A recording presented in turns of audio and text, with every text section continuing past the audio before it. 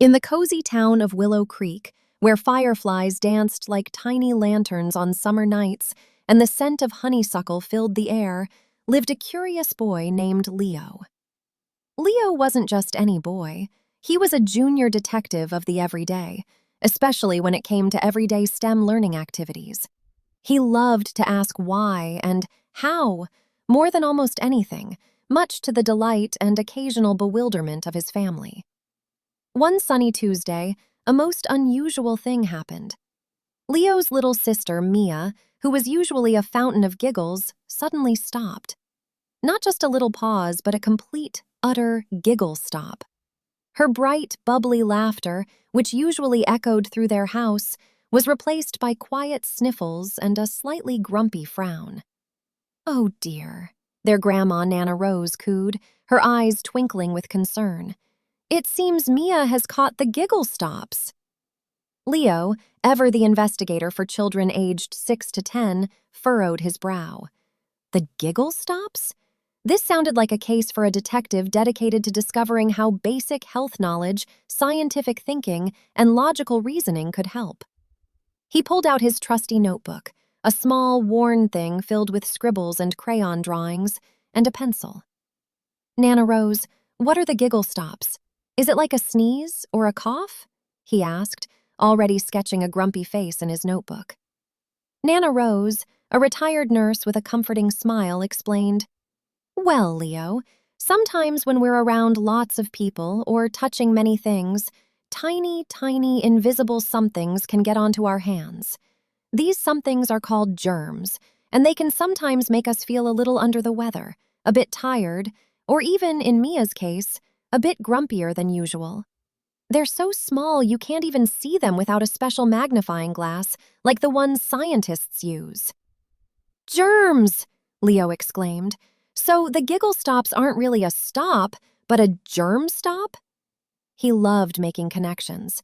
He remembered a poster at school showing blurry, blobby shapes. "How do they travel? Do they have tiny little invisible cars?" he wondered, his imagination already picturing microscopic traffic jams. Nana Rose chuckled softly. "Not exactly cars, sweetie. Imagine you're playing with a ball, and your hands have a tiny bit of glitter on them. When you touch a friend or a toy, where does the glitter go?" "It goes everywhere," Mia surprisingly chimed in, a flicker of her old self appearing.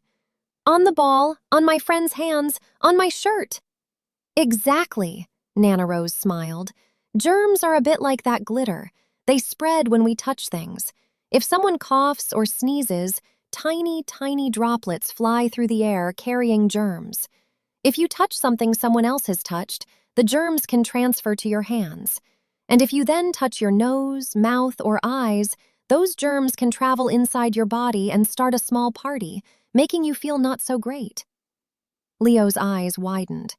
"So, if Mia gets germs on her hands and then she touches her mouth, that's how the germs get in and cause the Giggle-Stops?" He was using logical reasoning to connect the dots. "You've got it, detective," Nana Rose praised. "So, what do you think we can do to stop these little germ parties?" Leo thought hard. "Wash our hands," he declared, snapping his notebook shut, "with soap and water, and for a long time, like when we sing Happy Birthday twice." He remembered his kindergarten teacher making them practice hand washing, turning it into a fun, educational activity. "Brilliant, Leo!" Nana Rose clapped softly. "That's an excellent way to get rid of those tiny party crashers." She then pulled out a small bottle of hand sanitizer.